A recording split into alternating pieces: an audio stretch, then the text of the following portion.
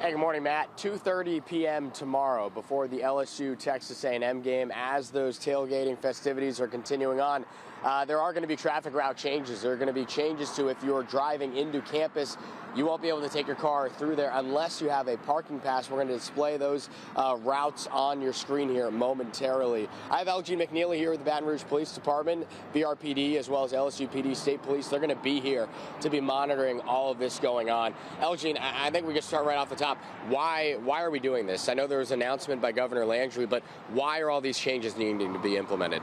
Well, what we learned through the course of our investigation of what happened and led to the shooting, there was an unsanctioned event that was posted on social media, and that brought the influx of people here.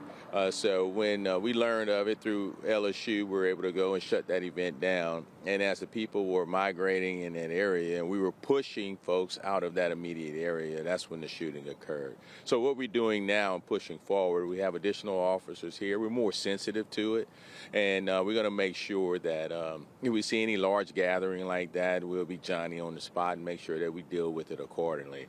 We're assessing the traffic. And as we did at that particular time, there was an impromptu decision. We ended up shutting down the north part of LSU. We're going to monitor the traffic situation. If we see a buildup of traffic or pedestrian traffic, then we will make adjustments, and we'll have the manpower to be able to do that. So that's why we have the influx of officers here, to make sure that we are able to do what we need to do to make sure everyone is safe. And part of that traffic situation, Elgene, speaking of here, right behind us, actually, South Quad Drive, Nicholson. That's one of those entrances, South Quad in particular. You're not going to be able to enter after 2:30 unless you have one of those parking passes. So definitely something to keep in mind. If that's your route in particular, it's just over our shoulder right here. You won't be able to get on through there unless you have one of those passes. Again, as Elgene mentioned there, the shooting we're speaking about here, 2 weeks ago, South Carolina, LSU, that was the homecoming game.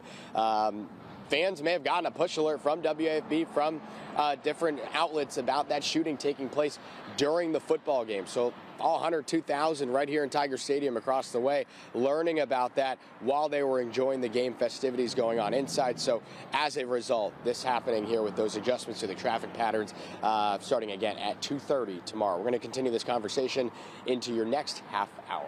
That, we'll send it to Jared Silverman. It seems like it's going to be rainy tomorrow, potentially some wet conditions during the game.